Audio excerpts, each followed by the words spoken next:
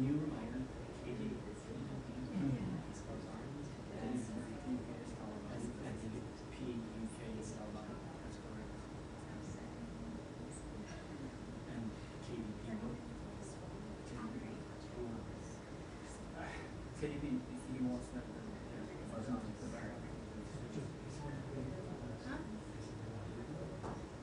Dün gece duydum ve 3 saatlik uykuyla duyuyorum, öyle söyleyeyim. You can imagine it's a major story in Turkey. So I'm so tired. Is it anyone physical? Yeah, my colleague is there. Like, you know, you can imagine Turkish TVs, everyone is talking about it.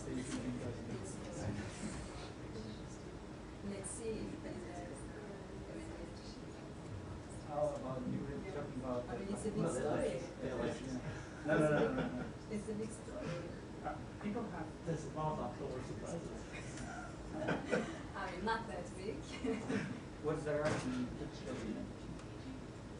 they Imagine. I mean, yeah, they confirmed it like officially. But you know, it's about how many years was working. You can imagine. It's maybe like one of the major sticky.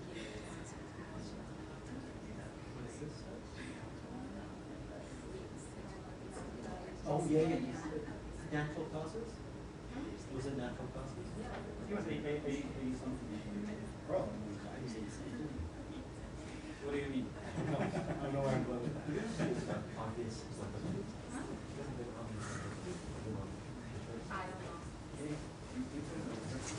I can't go back.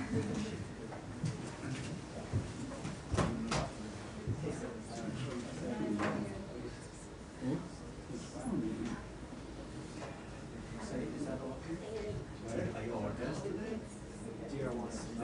Huh? Are you organized today? Did you notice a lot of the... So you buy that one?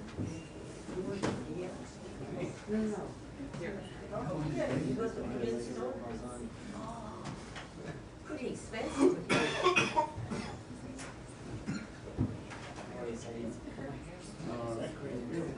Oh, okay. Is it Houston? Houston.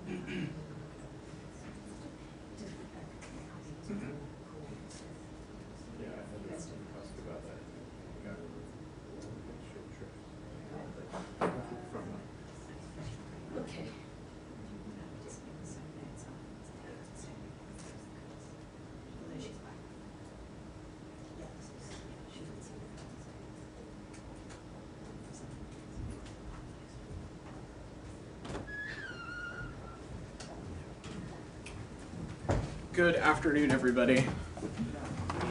Sorry for making you all wait a little bit more than 2 minutes. I have just one very brief thing off the top, and then I'm happy to dive right into your questions. So the Secretary will be wheels up a little later this afternoon, heading to Israel and other countries in the Middle East. In Israel, the Secretary will reaffirm the United States ironclad commitment to Israel's security and emphasize advancing enduring peace and security for Israelis and Palestinians alike. Throughout the region, Secretary Blinken will discuss the importance of bringing the war in Gaza to an end, securing the release of all hostages, and alleviating the suffering of the Palestinian people. He will continue discussions with counterparts on post-conflict period planning and emphasize the need to chart a new path forward that enables Palestinians to rebuild their lives and realize their aspirations free from Hamas's tyranny.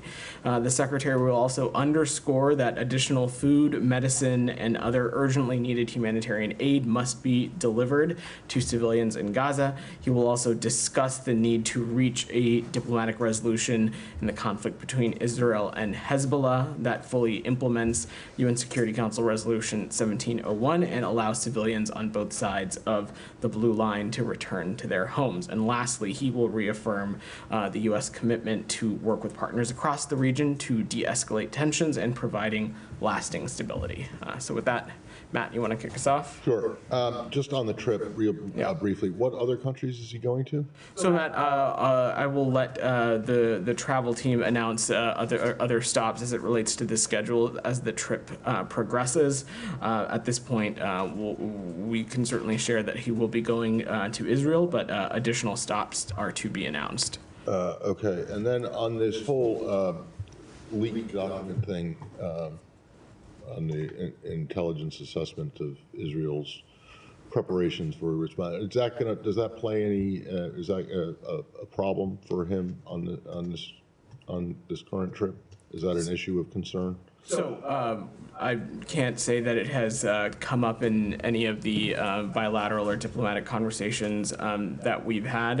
What I can say is that we have seen these reports as well, and as the president said earlier this morning, we're certainly concerned about them, but in terms of the specifics as it relates to this incident, I will let the Department of Defense, the intelligence community, and DOJ speak to it, and I certainly don't expect it to have any bearing as it relates to the Secretary's not only his travels, but the objectives that the Secretary is bringing to this trip. Okay, thank you. Great. Simon, go ahead. Yeah, with the Secretary on his way following last week's death of Yahya Sinwar, after the death, the administration came out very quickly saying, you know, we see an opportunity to bring an end to this war.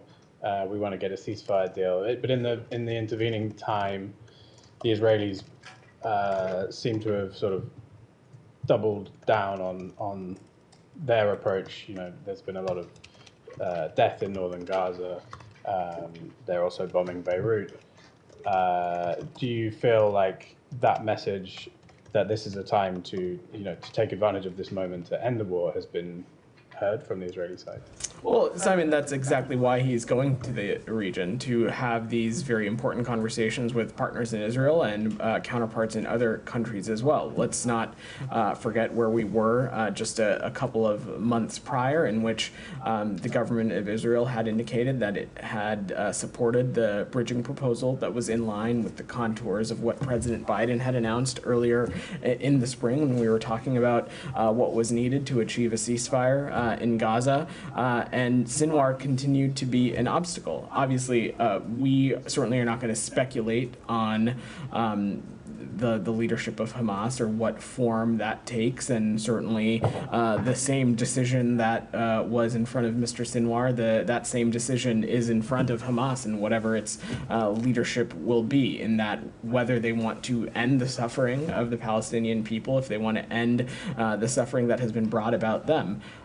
So we expect the Secretary to talk about all of these issues. We feel strongly that there is an opportunity to move the ball forward as it relates to getting a ceasefire accomplished. I'm not going to speculate on any immediate end product or outcome, but we feel that it is important to engage, not just with the Israelis, but also other partners in the region, to continue to have these important conversations for all the reasons that you mentioned. There continues to be a need to address the humanitarian situation. We obviously want to ultimately see the violence to stop as well. So these are all things that we'll continue to discuss. And at this point, so we understand where we are, there isn't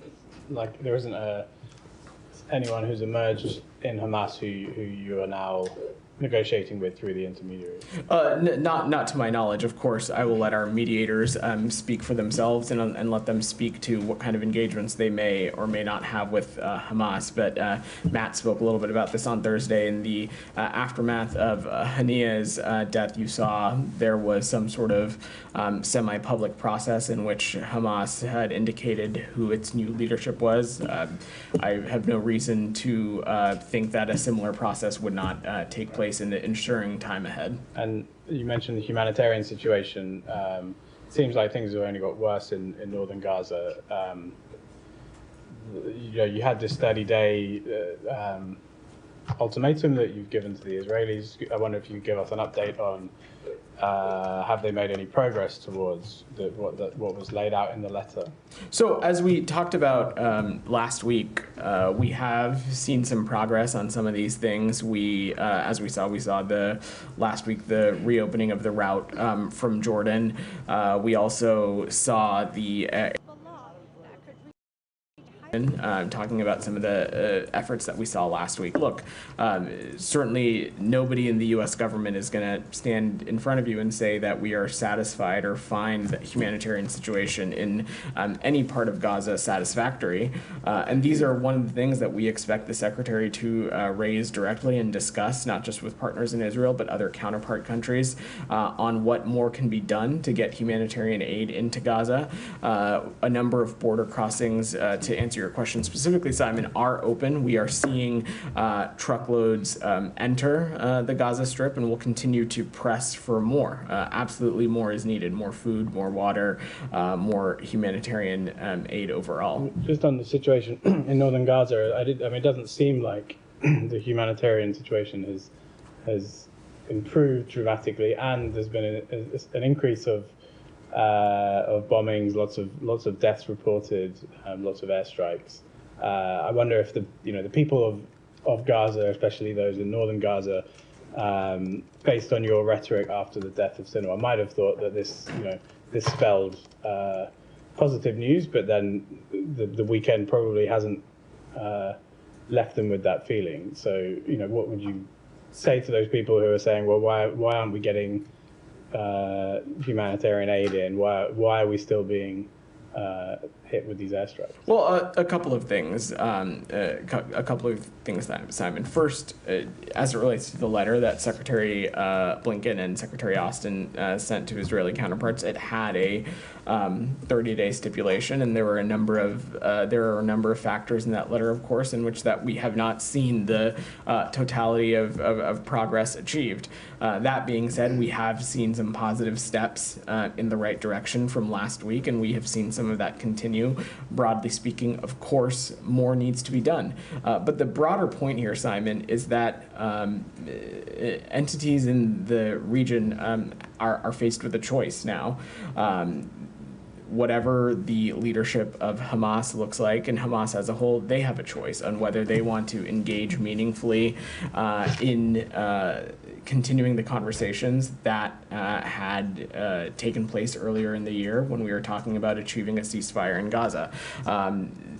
We think that continues to be the best path forward in which will alleviate the humanitarian suffering of the Palestinian people, but also allow the remaining hostages, of which there continue to remain 7 American citizens, are able to return home. And that continues to be an enduring priority for us. And I know it is for others in the region as well.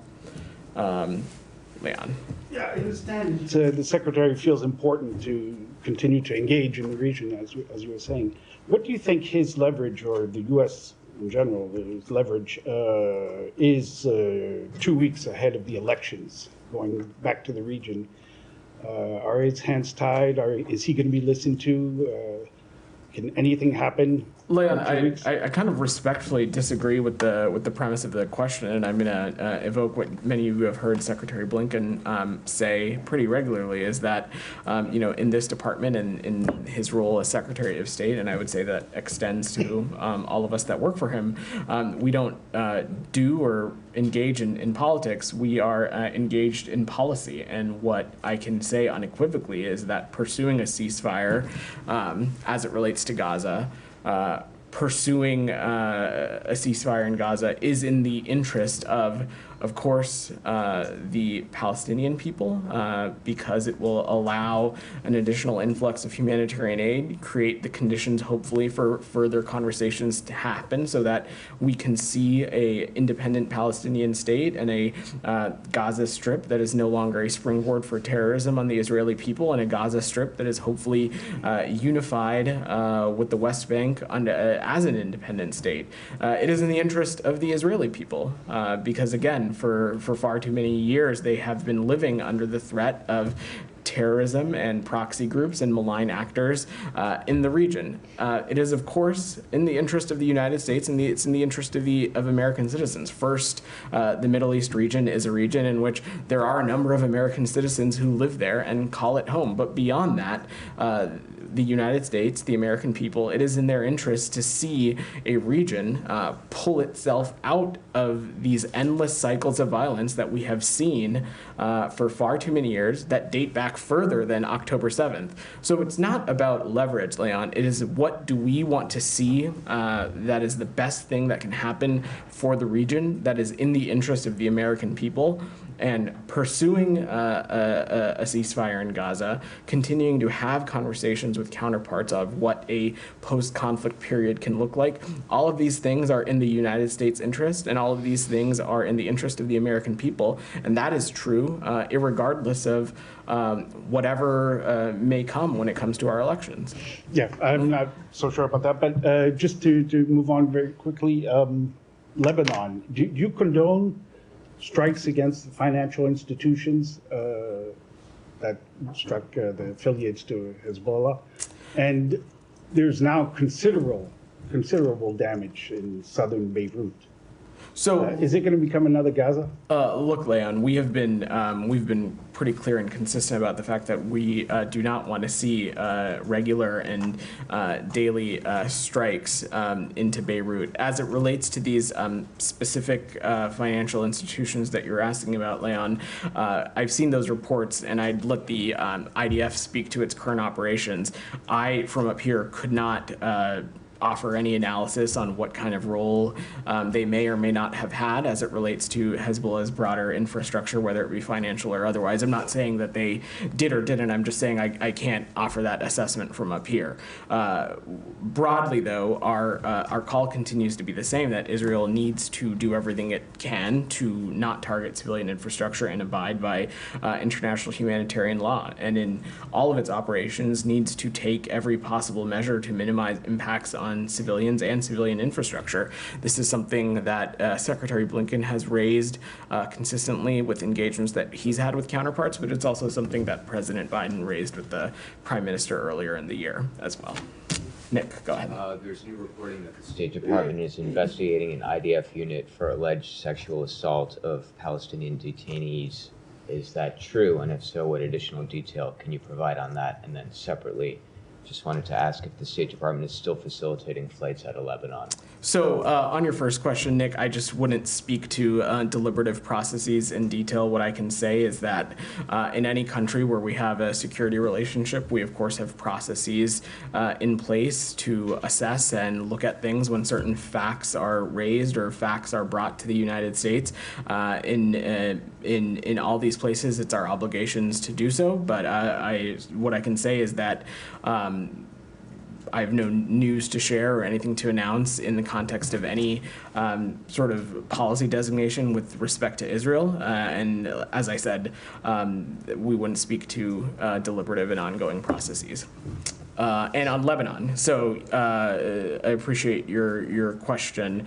A couple of updates on that. So our most recent U.S. government offered flight was on Thursday of this past week, on Thursday, October 17th, to Doha, and we expect another flight to take place on October 23rd, this coming Wednesday. As many of you who have been following this issue closely, we will continue to organize flights based on demand. Obviously, with the next flight being on Wednesday, we have moved away from a daily cadence, but we will continue to look at what demand is and make adjustments to the contract as we need in either direction. And we'll continue to assist U.S. citizens with seats on commercial flights, which are available daily to a range of destinations. Camilla. Thanks. Biden's envoy, Amos Hochstein, is in Lebanon.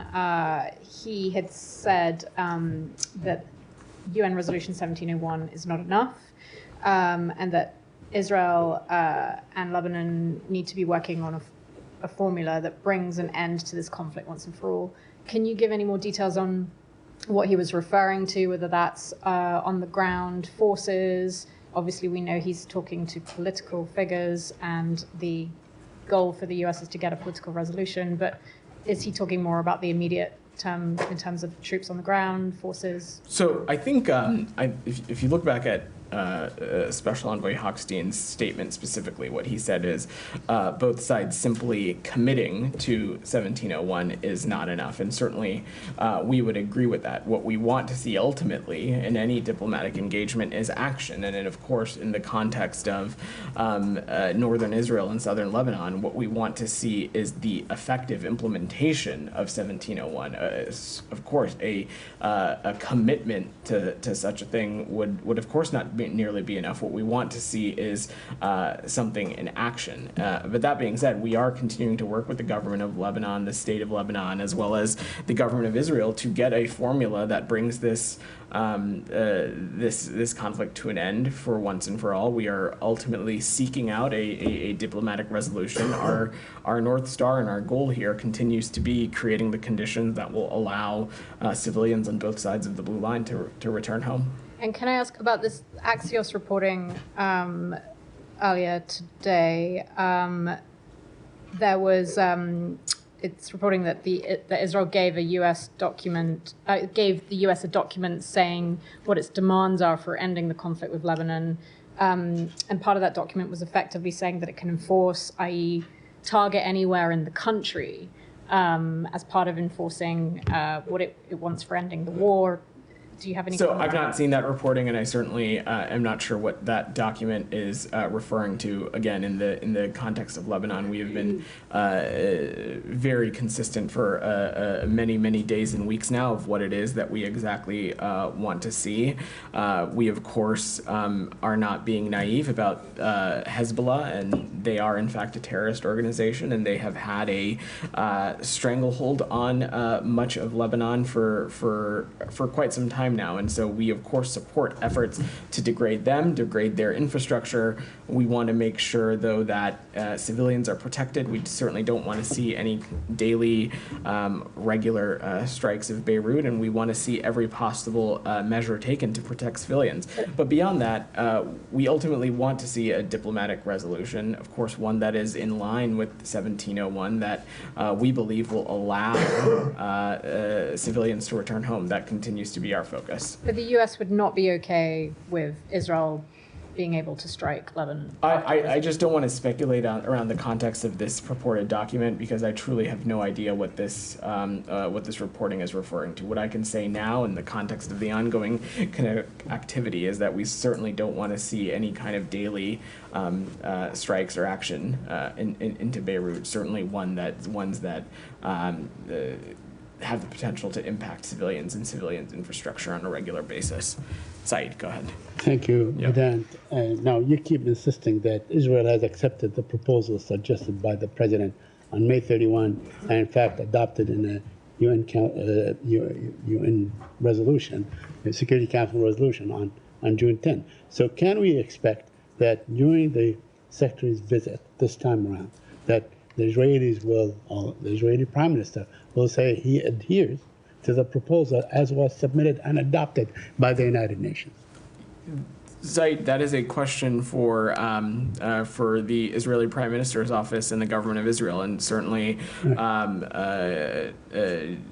we are not spokespeople for them, and I will let them speak to whatever it is their approach is now in the immediate after days of Mr. Sinwar's death. What I can speak to is what the United States approach is, and that, Saeed, you heard me speak to Leon and Simon a little bit, in that for many months now, Mr. Sinwar had been the major obstacle to getting to a yes. Of course, time has passed since then, and there need to be continuing conversations that need to be had. Details as it relates to the proposal continue to need to be ironed out. And ultimately, this is a decision that only the Israelis can make and the Israeli Prime Minister can make. But what the message that the Secretary will be bringing is that a ceasefire in Gaza, one that ends the conflict, one that allows an additional influx of humanitarian aid, one that creates the conditions for the remaining hostages, including the remaining 7 American citizens, to return home.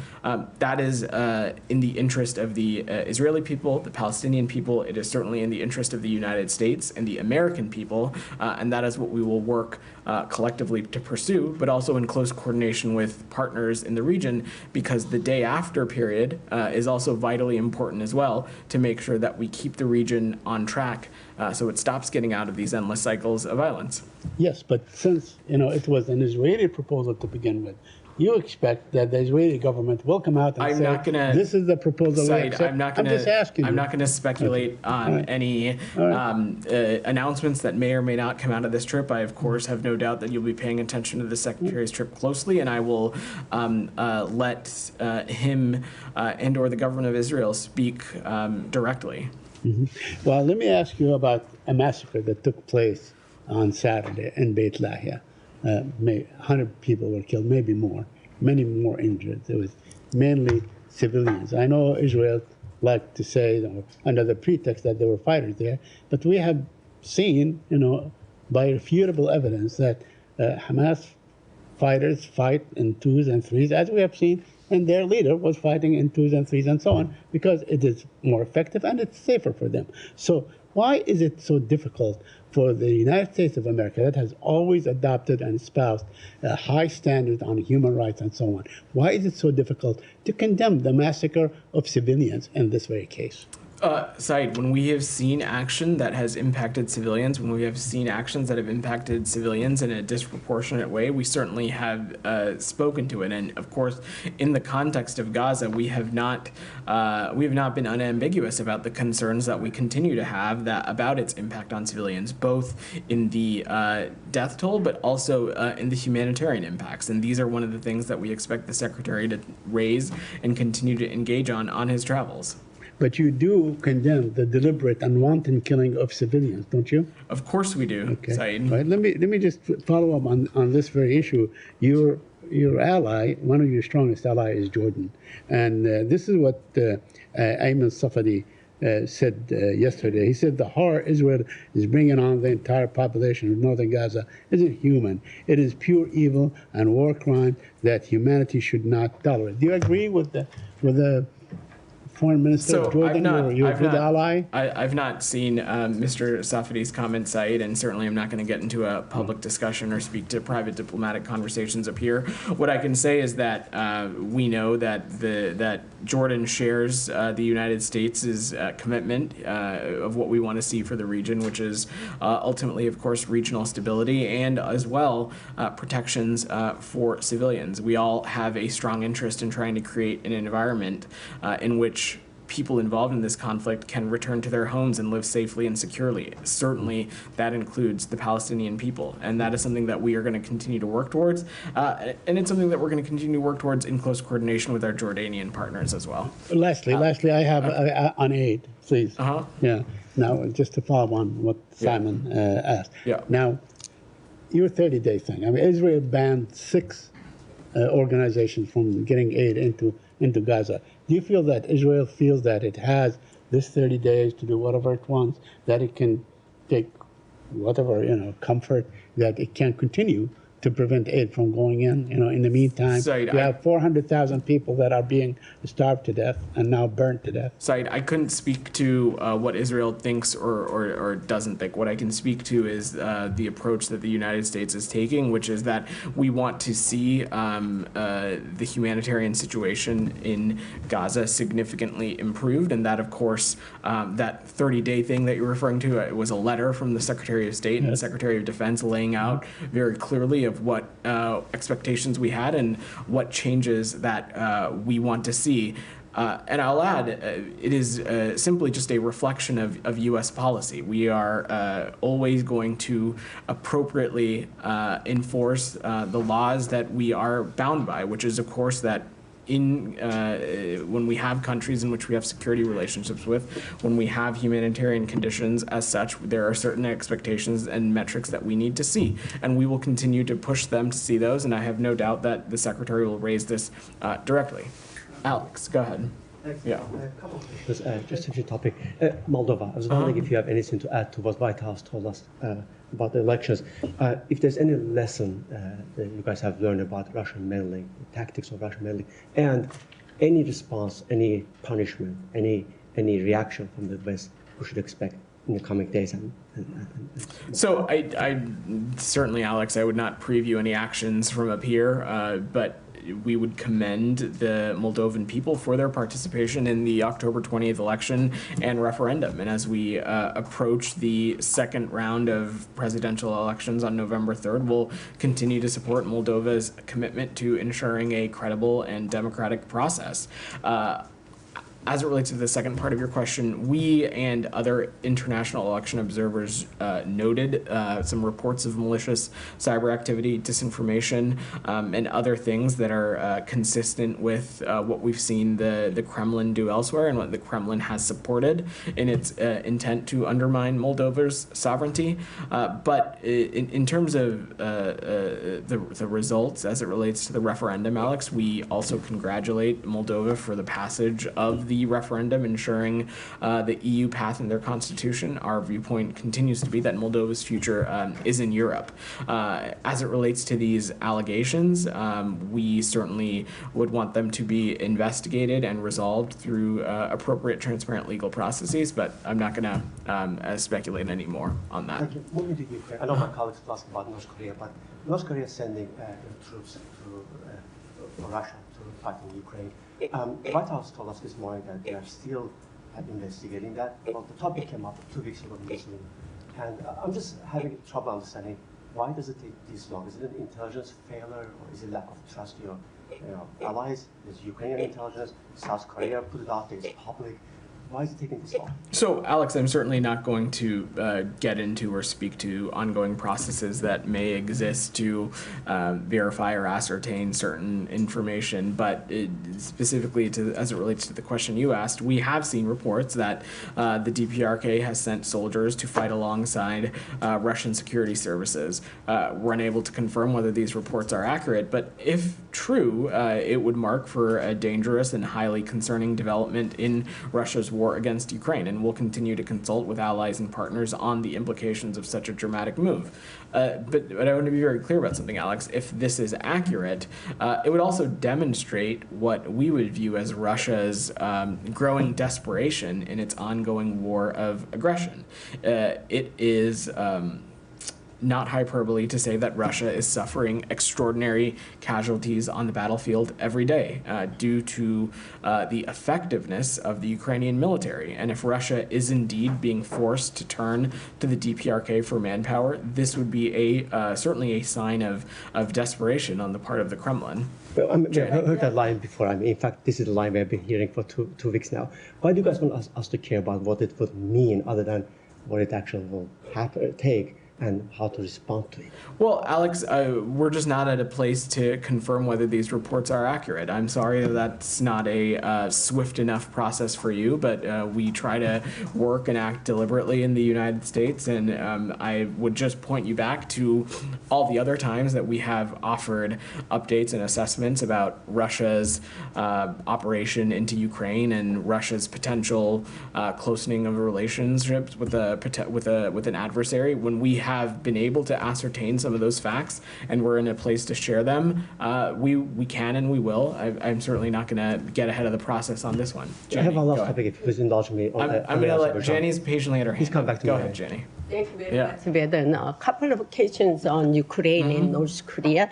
Ukraine President Zelensky and South Korea's National Intelligence Service released clear evidence, including a video of North Korean troops being dispatched to Russia, and it was revealed that 12,000 soldiers and special forces are training at the Sergeyevsky training camp, disguised in Russian military uniform and ID card.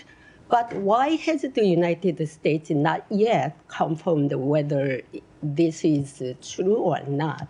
So, Jenny, look, just to echo again what I said to Alex, we're not yet at a point where we're able to confirm those reports and whether they are accurate. But I just want to echo again that if they are true, it's two things. One, it is a show of the desperation that the Kremlin has found themselves in, but it would also be a dangerous and highly concerning development in Russia's war against Ukraine. It also would be another example of the closening of relations that we see between Russia and the DPRK. But again, at this point, I don't have a assessment to offer from the United States in terms of whether these reports are accurate or not. If the dispatch of North Korean troops to Russia is true and confirmed, will there be a change in support from the United States, EU, and NATO?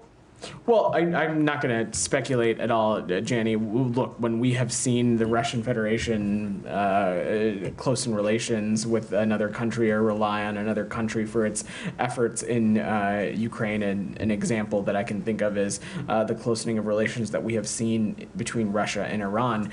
You certainly have seen the United States take appropriate action, and we will certainly not waver when it comes to the support that we'll continue to provide our Ukrainian partners. Last one. Although the Middle East issue is considered important, the Korean Peninsula issue is also important. What impact do you think the North Korean military's dispatch of troops to Russia will have on the Korean Peninsula in the future? I'm certainly not going to speculate on what an impact it could have on the Korean Peninsula beyond just saying, again, if these reports are true, it certainly would be another example of a reckless and destabilizing action that we are seeing the DPRK participate in. But again, I don't want to speculate. Rabia, you've had your hand up patiently. Go ahead. I have a question on Turkey. Yeah. Fethullah Gülen, the leader of FETÖ, whom Turkey has long sought to extradite for orchestrating the 2016 failed coup, died yesterday. Have you seen the reports, and does the US have any comment on this, considering this issue has been a major sticking point between the two countries? I've seen those reports, but I have nothing to offer. I wouldn't comment on matters involving a private individuals living in the United States. So I have seen those reports, but don't have anything to offer. Go ahead. Yeah. Oh, on the same topic? I'll come back to you, DR. Go ahead. Turkey reached out for his body. Again, we're talking about what would be a private individual living in the United States, so I just wouldn't get into that for privacy considerations. So I will leave it at that. DR, go ahead. Thank you, Vedant. Yeah. Yesterday, the Kurdistan region held election, and you observed this election very closely. So what's your comment on this process? Was it free, fair, and transparent election as you urged the political parties for that? Let me say a couple of things, DR. First, promoting democratic values is a key priority for the U.S. government as it fosters global stability and it strengthens alliances. These are things that we think are integral to what our interests are in the Iraqi Kurdistan region and beyond. We certainly applaud the role that civil society and the media had in this election in fostering political dialogue and amplifying the voices of Iraqi Kurdistan region residents ahead of the election. What we saw is high voter turnout and an election that proceeded without major security incidents. We saw some reporting of some logistical challenges at various polling stations, but overall, from our viewpoint, the process went forward fairly orderly. And our focus now, DR, is that we are strongly urging political parties to engage in a prompt and sustained dialogue to swiftly form a stable and representative government without delay. We think that is the next appropriate step. Yeah, Vedant, forming a government without delay, this is what you are calling for. But as you may know, none of the political parties won enough seats to form that government. So will there be any U.S. engagement with the political parties to come together and form a government without delay? I'm certainly not going to preview any specific engagement, DR, but we call on Kurdish leaders to find a way to move past their differences and form a government. Our view is that there is more that unites Iraqi Kurdistan leaders than divides them, and it's in the interest of the people to move forward in an inclusive process and form a government as soon as possible. Thank you. I'm going to go to Prem. He's had his hand up. Go ahead. Yeah. One follow-up on Simon and Said's questions. Yeah. So last week, the U.S. sent that letter urging Israel to improve the humanitarian situation in Gaza and heed international law. In that time, the Israeli military has targeted a child and then bombed him and the people trying to help him. Band-Aid organizations repeatedly bombed a refugee camp, attacked the remaining hospitals in northern Gaza, killed 4 engineers fixing water systems, rounded up people, tied them, blindfolded them, bombed an UNRWA shelter, and killed a 59-year-old woman as she harvested olives on her land in the West Bank. What does it mean if the Israeli government responds to U.S. requests to follow international law by committing possible violations of international law? So first, Prem, I just want to be very clear that as it relates to the specifics of some of these operations, I will let the government of Israel and the IDF speak to that. The point of the letter also was to provide a timeline in which we wanted to see certain factors as it relates to the flow of humanitarian aid into Gaza and addressing humanitarian concerns addressed. The timeline for that we are not at the end of that process, and so I am certainly not going to speculate or draw conclusions or assessments on that when we are still within that time frame. What I can say unequivocally is that we want to see the humanitarian situation in Gaza addressed. We, as Matt spoke about last week, we saw a couple of benchmarks move forward, specifically the opening of some crossings. That is, of course, a positive step in the right direction.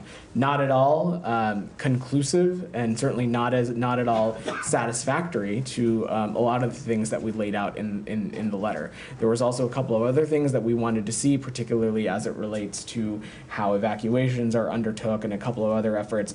That work certainly still remains, and certainly there is still a lot of work that needs to be done as it relates to addressing the humanitarian situation. And I expect these are some of the specific things I expect the Secretary to raise. And on top of that, we have been unequivocal that as these operations are conducted, that every possible effort needs to be taken to minimize impacts on civilians and civilian infrastructure. And if you'll just allow me to address your last point about the woman who is harvesting olives in the West Bank, these reports are incredibly concerning. We understand that the IDF has taken some additional initial steps, that the officer was suspended. The IDF has released a statement that an investigation has been opened by the military police. The commander has been suspended from her position until this investigation concludes. And our expectation is that Israel investigate this thoroughly, swiftly, transparently, and it seeks accountability in this incident as well. And I will just note that it is not lost on us that the annual olive harvest is major economic activity to Palestinian people and to the Palestinian economy, and we believe that Palestinians need to have access to their land to conduct these kinds of harvests when appropriate. So that reminds me, after the killing of Aishnor Egi about a month and a half, 2 months ago, the department mentioned how, this shows that it seems that the Israeli military needs to really consider and reconsider its rules of engagement. What does it say that not only, I know you mentioned that there's been accountability for the soldier, allegedly, who killed the 59-year-old woman, but there's specifically this case of a child being targeted, and as he calls for help, as people descend upon him to help him, they get bombed. I know you said you won't comment on all of these operations, but is that an operation? That just seems like a killing. I'm not going to, again, speak to these incidents in specificity, but I can say, Prem, that what we had said before, it continues to be the case, and it continues to be that we want to see some changes when it comes to military engagement and the rules of engagement, particularly as it relates to the West Bank. That continues to be something that we want to see. Okay, and then finally, just a finer point. The department last week said the reason the U.S. gave Israel 30 days to improve the situation in Gaza was to give them enough time to cure the problem. You just said that this letter was also about affirming existing U.S. policy. So what exactly happens if the Israeli government doesn't heed U.S. policy? 23 days from now, if these bombings continue, these capturings, these killings continue, as they have for the past 380 days, what specifically will the U.S. do? So I'm not gonna speculate on what may or may not happen, Prem. I can say, and you heard Matt say this last week as well, we of course will appropriately enforce what U.S. law is. We are bound by the laws that govern our government and of course govern the security relationships that we have with any particular country. I'm not gonna speculate what that process is. There is still quite some time before we're at that point. We hope that we hope that we don't have to get there. Our hope is that we see some effective remediation in efforts surrounding humanitarian access and humanitarian aid, and we hope that we don't have to get to that point. So I will continue to let that process play out. I know that this is something that is important to the Secretary, and he'll be raising it with counterparts on this trip. Why hasn't it been enforced up to this point? Good. You mentioned earlier that with regard to humanitarian aid, you've seen some positive steps over the past week. Is this a consequence of the timeline set by the U.S. in terms of improving humanitarian supplies? You'll have to speak to the Israelis and members of their government involved in the provision of humanitarian aid, whether it is a byproduct of the letter or not. What I can say is that outside of course, the letter, which, as Matt spoke about, was intending to stay private, we have talked about humanitarian aid and the importance of it through a relevant counterpart and diplomatic channels, and so this is a round-the-clock effort, not solely just through this letter. And so we consistently have raised concerns around humanitarian issues when we have seen things happen, whether it be crossings close or certain access points not be as easily accessible. We've raised those directly, and we'll continue to do so. So I'm not going to speculate on where those changes came from. It obviously was a positive step in the right direction, but as I said in speaking to Prem, we want to see additional steps taken. If I can just, on another issue, there are several reports that the US is investigating the actions of an Israeli unit, Unit 100, which guards detainees from Gaza. Can you comment on that at all? This is what happens when you come to the briefing a little tardy. I spoke to this question already, so I will I'll point you back to the transcript, but just say broadly that we certainly would not speak to any kind of ongoing efforts that we may have or have not in place as it relates to any country in which we have security relationships with. We just wouldn't speak to that. Jalil, go ahead. Thank you very much. First, a quick thank you to the State Department for finally giving me a hard pass. I got it after 10 years, so thank you. Buckle up, everybody. And a quick compliment to you and Matt that these last 2 weeks before elections are left, and you guys are doing a wonderful job. So I just want to salute you on that. Thanks, I guess. Quick 3 questions, sir. Number one, in Pakistan, one of our journalists known, Hamid Mir, is like Anderson Cooper in Pakistan.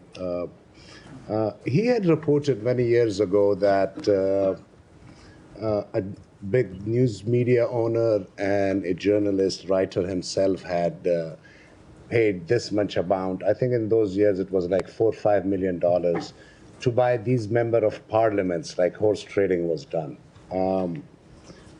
That gentleman was my father, by the way, that he was writing about. During this weekend, a similar incident happened, but this time the congressman, the female even congressman, whose video I had shared with your colleague, their kids were kidnapped. Even their handicapped kids were kidnapped. While they were standing in the Senate, they were shivering. I mean, is this the democracy that you are?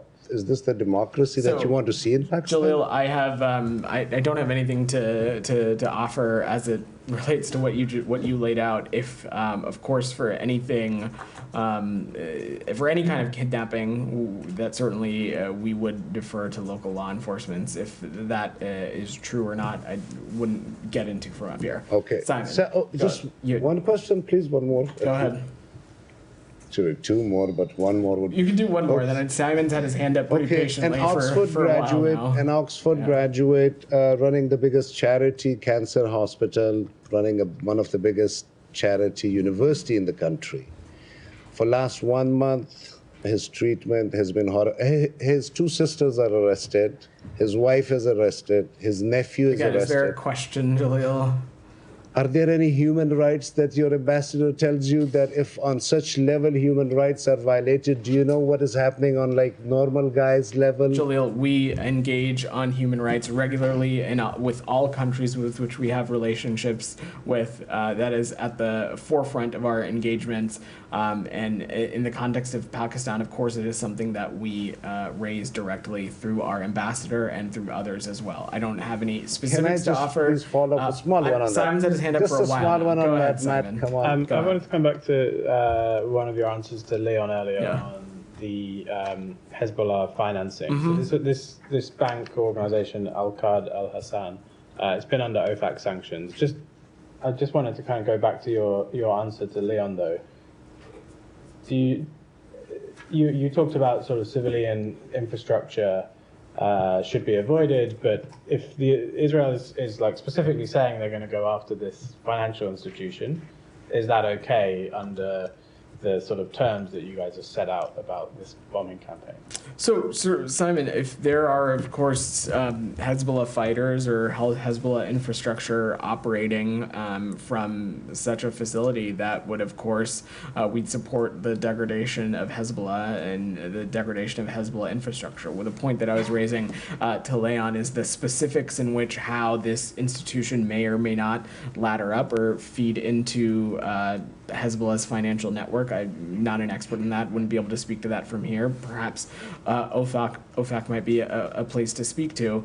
But the broader point that I was making is that even when those kinds of operations are being undertook and those kinds of Hezbollah infrastructures are being targeted, that every possible measure needs to be taken to minimize its impact on civilians. But when you talk about targeting Hezbollah, does that include